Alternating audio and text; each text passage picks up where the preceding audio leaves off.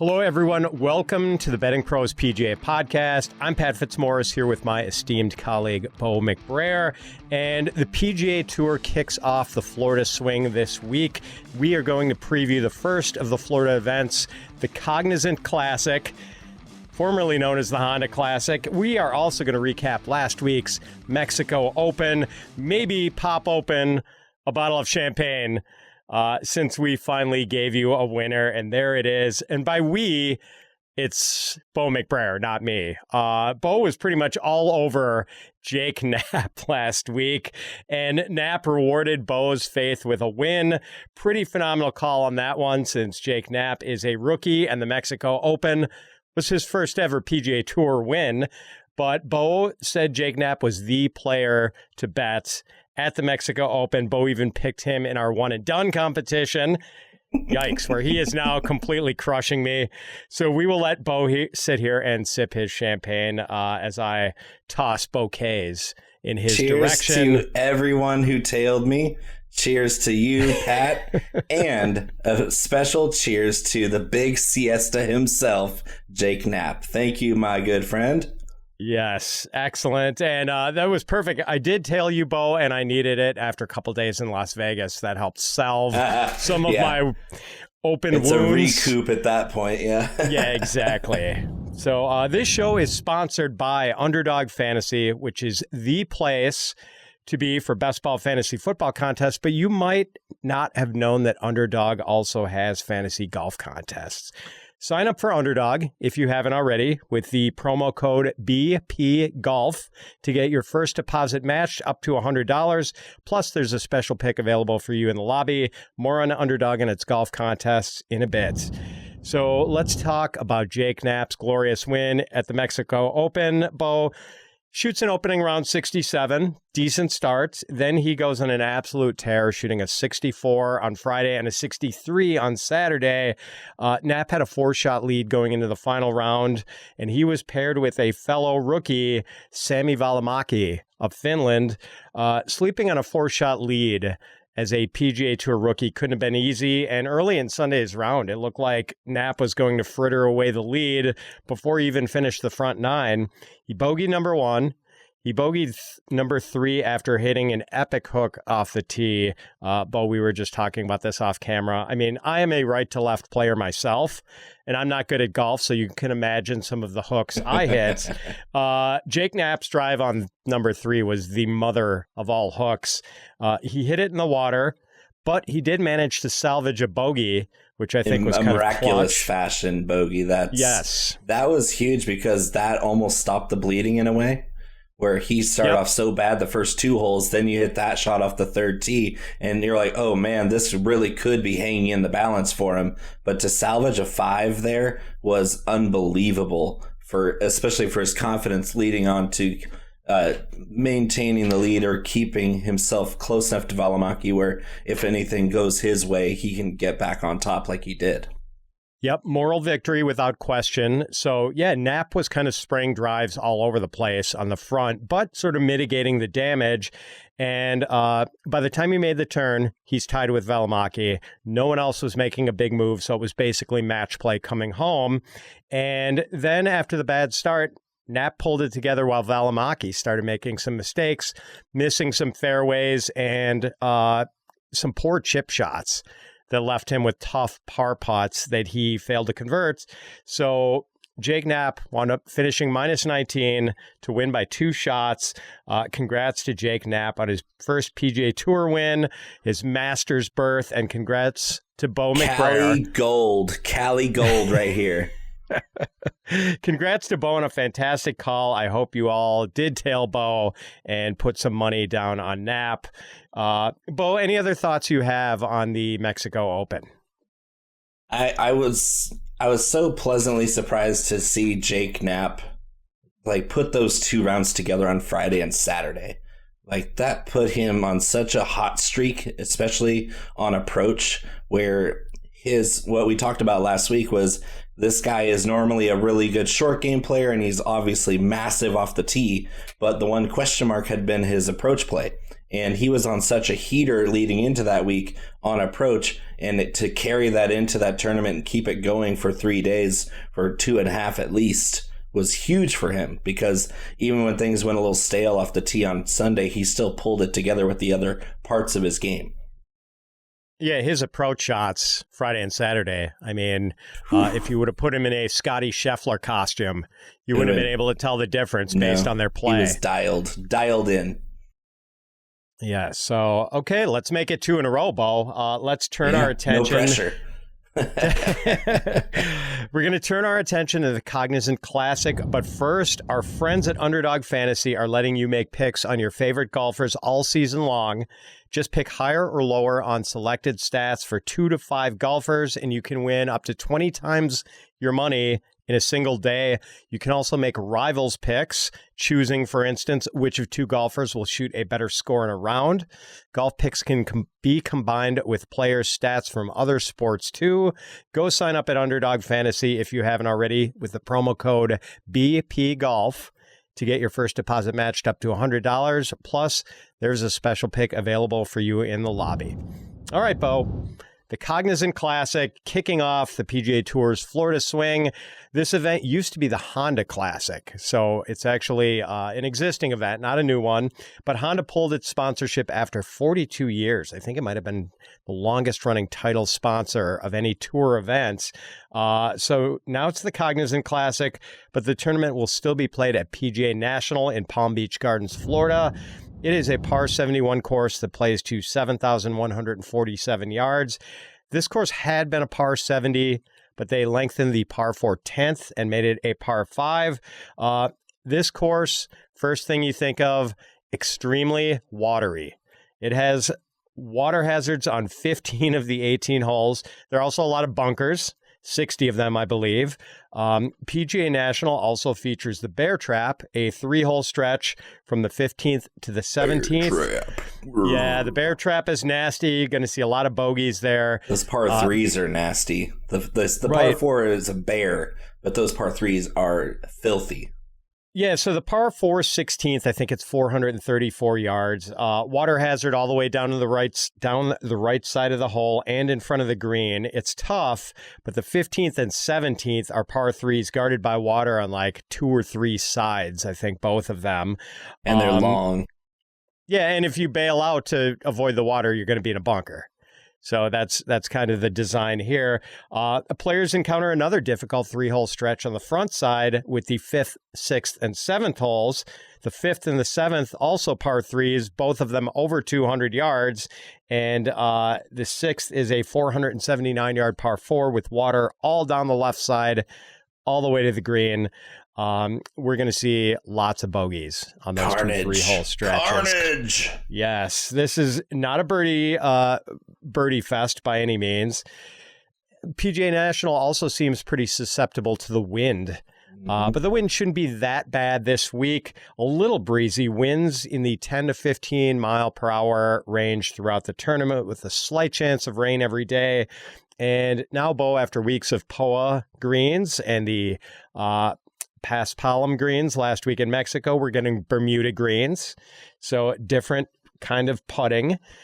Last year at this event, Chris Kirk beat Eric Cole in a playoff. They were both 14 under par, the lowest winning score at this event since 2005. Sepp Straka won in 2022 with a score of -10. The 3 winners before that, Matt Jones -12, and I think Matt Jones won easily that year. Sung J M at -6. I remember the wind being up for that one in 2020. And Keith Mitchell in 2019 at -9. So, yeah, this is a tough course, Bo. Different kind of golf than we've been seeing. What jumps out to you about PGA National and the sort of players who might do well here? So it's interesting that the schedule also changed, where this tournament kind of got buried in a big, long 5-tournament stretch where a lot of the best golfers would skip this tournament just to get a week off. Because the Florida Swing with the Players and Bay Hill, they're both really challenging tournaments. And then you get to another one and you just don't want to play it. It's another 3rd week in a row of grueling, tough tournament work. And now with it being earlier in the season, we see Rory McIlroy and other big names latch onto it because it fits their schedule better. And that's a good thing. As far as what we're looking for, very good, accurate tee shots, not necessarily long, but I'm looking at approach distances between 125 and 175 yards. And that is going to be very heavily weighted. Approach game is everything here because it's going to challenge the iron play like virtually any other course on the PGA Tour schedule. This one challenges good iron play, and if you're not good with that, you better be a good scrambler on top of it to avoid bogeys, because big numbers are lurking around every corner of this golf course. But if you're good here. A lot of guys catch fire here and they stay hot, which is a good thing. It's kind of the usual suspects. So somebody who's had success at PGA National before are preferred because it does have a little correlation there with prior history with the golf course. And we do have some horses for this particular course, which we will get to in a minute. But first, if you want a chance to win a free 1-year premium Betting Pros subscription, you need to subscribe to the Betting Pros YouTube channel right now. Comment below on this video, and that's it. We will be announcing a winner right here on the channel, so make sure to turn on your notifications so you can be alerted when new episodes are up and to claim your prize. All right, let's talk odds, Bo. Rory McIlroy, as you mentioned, in the field this week, and he is a heavy favorite. As of late Monday afternoon, Rory was plus 700 on DraftKings. Next shortest odds were Cameron Young at plus 2,000. Russell Henley is plus 2,200. Matt Fitzpatrick, Eric Cole, and Ben An are all plus 2,500. Tom Kim plus 2,800. Keith Mitchell, JT Poston, and Daniel Berger plus 3,000. And Stephen Yeager, Shane Lowry, Minwoo Lee, and Corey Connors plus 3,500. Anyone you like here, Bo? There's a lot of names here. Of course, Rory McIlroy demands respect here. Depending on how he does tonight in the match against Lexi Thompson and Rose Zhang and Max Homa. So he's got a quick turnaround here. So it's not nothing that he's playing tonight in the charity event for the match. But I am kind of leery about what kind of form he'll be in playing that much competitive golf all at once. I don't know if I want to bet him at plus 700, but it is pretty intriguing because, I mean, it's Rory McIlroy, number 2 player in the world. He's got recent form success. You can't ignore the top 5 number at plus 200. That's a really solid number for a favorite, especially where it kind of drops off after him. Honestly, Cameron Young shouldn't be at 20-1 anytime soon because of his last year and a half. Since his great rookie of the year season, he hasn't really done much. Russell Henley is my favorite in this range at plus 2,500. Master iron player. And I know you want to talk about how he loves Bermuda grass because he's from Georgia, and he was also born on the island of Bermuda. So he is a Bermudan. Wow.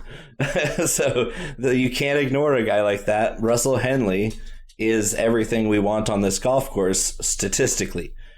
Will he pull it off is the only question that kind of lingers for me. I still love him at that number because I think he should be at a shorter number than Cameron Young or Ben An.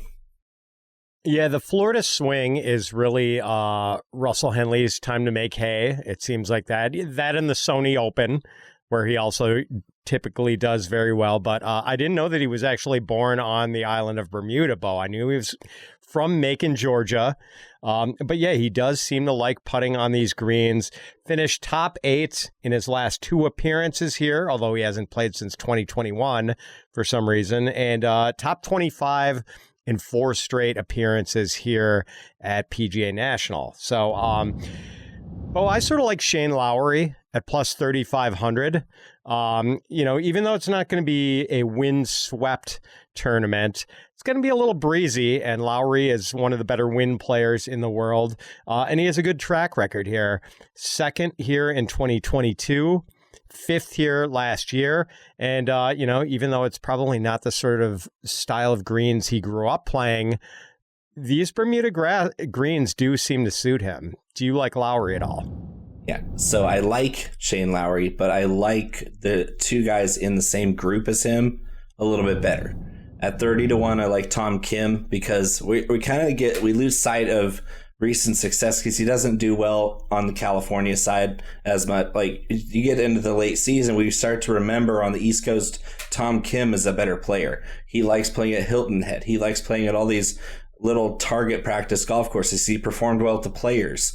These are all kinds of the same tight forced window iron players that are going to be successful here. So I like Tom Kim at 30-1, and I love my guy Sung Jae Im. Because again, you're looking at iron players.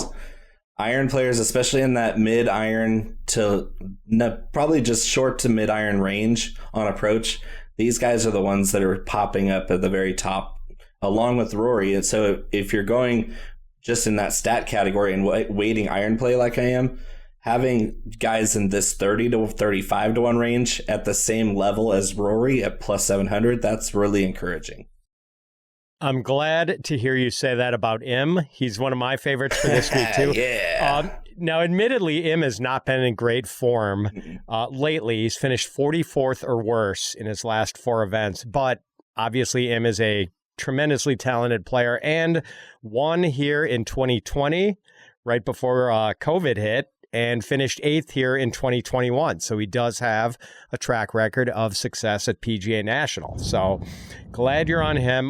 Let's take a look at some of the other guys in the plus 4,000 to plus 5,000 range. So at plus 4,000, Im, maybe the odds have dropped on him since I checked this late on Monday afternoon. Yeah, just a little bit. He's down a little bit. Good. I'm glad I got him at 40-1 earlier in the day. 40. He's at 35 now, so that's great. Excellent value. Also at plus 4,000, Sepp Straka and Chris Kirk, the defending champ.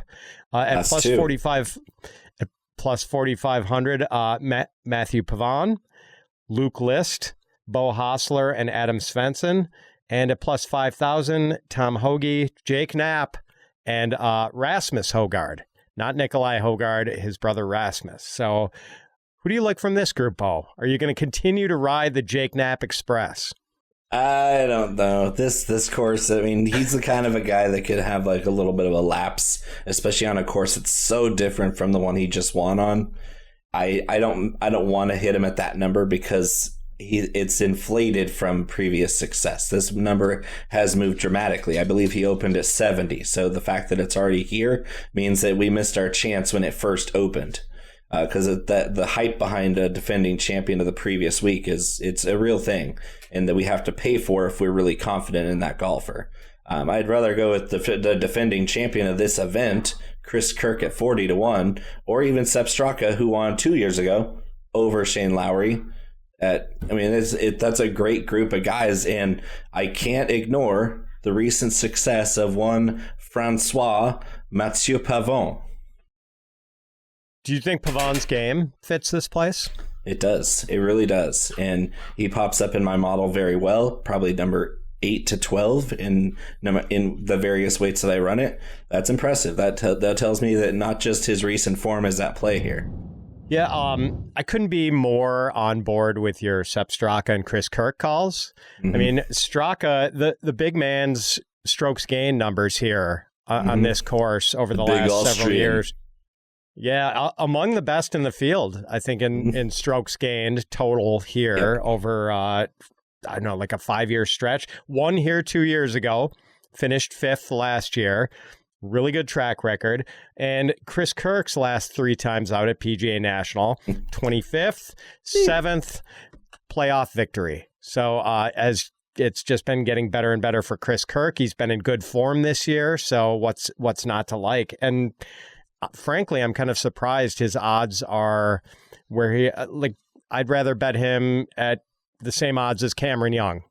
Right. It's weird. No question. Yeah, it is strange how that goes. It's strange in our favor, so get it while it's hot. We like it. What about long shots, Bo? Anyone beyond, let's see, what do we go up to? 5,000. We went to 50-1. Anyone you like with longer odds than that? I'm going to have a little bit of Akshay Bhatia just because he's so talented and his strength is that approach range, as well as having a really good scramble game to him. And his putting stroke, which was a weakness last year, has somewhat been resolved by his new putter and stroke. So that's going to be helpful for him. And I mean, this course, more than it fits Jake Knapp, fits Sami Valimaki. So I'm going to have some Sami Valimaki because he's as hot as they get right now. His last 4 tournaments have all been positive, close to being wins for the guy. And he's one of us thick boys, man. He's out there, looks like he could pound a case of beer right after the match, and it wouldn't feel anything. This guy could go out and shoot 65 in his sleep. He looks like a new age John Daly.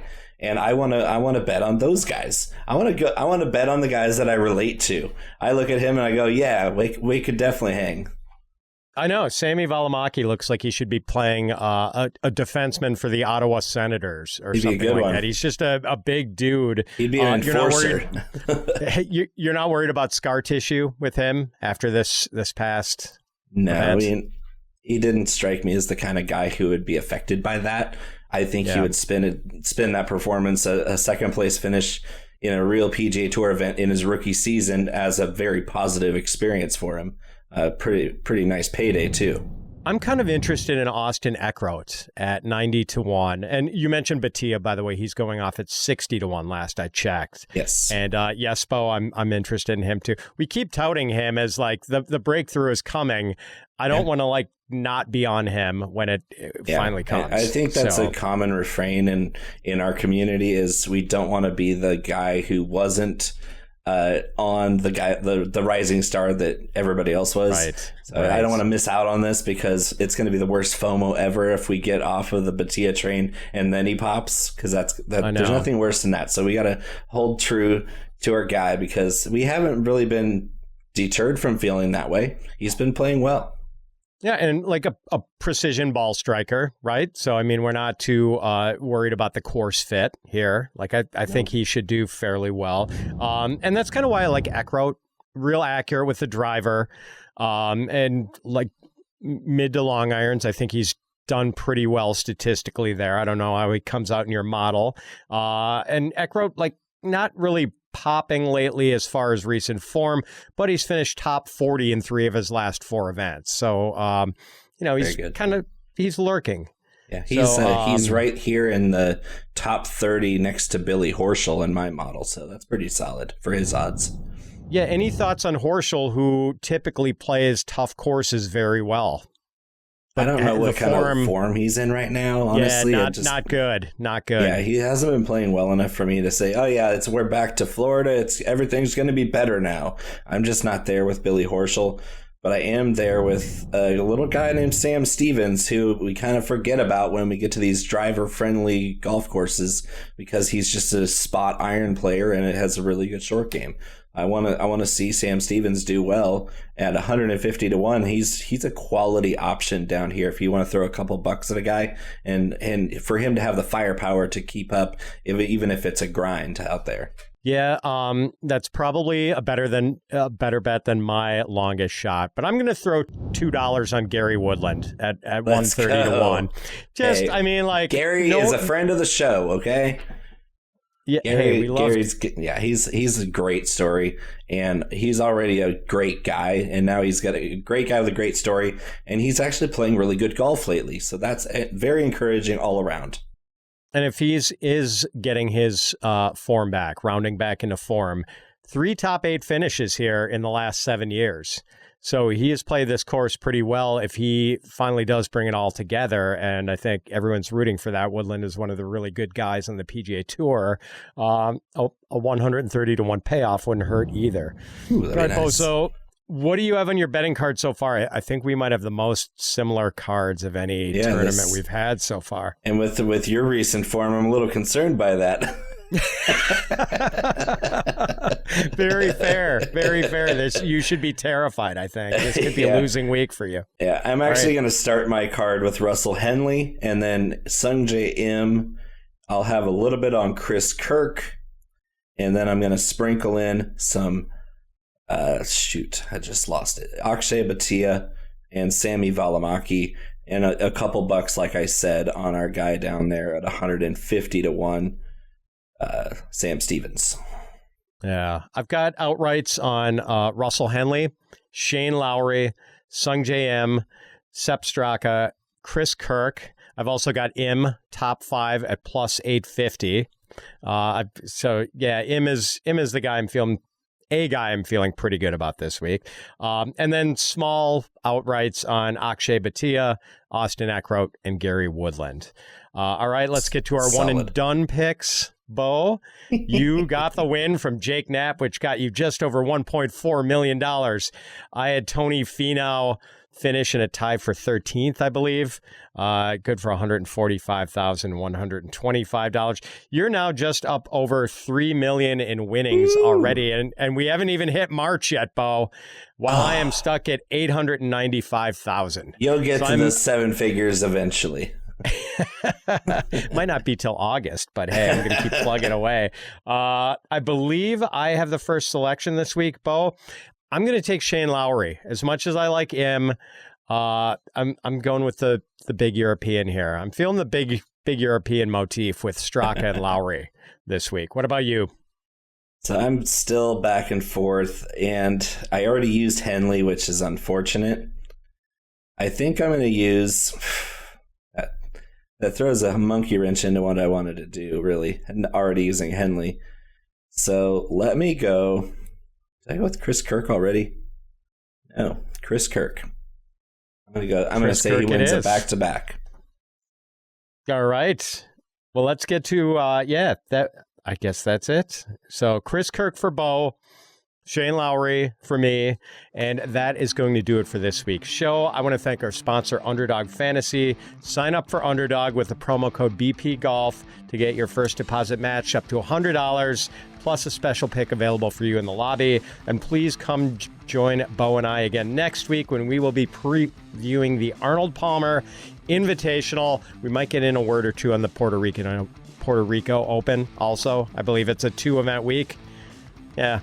Anyway, I'll throw a few bucks on the Puerto Rico Open. I'm a degenerate, so. That's great. Somebody has to be. Exactly. So until then, so long, everyone.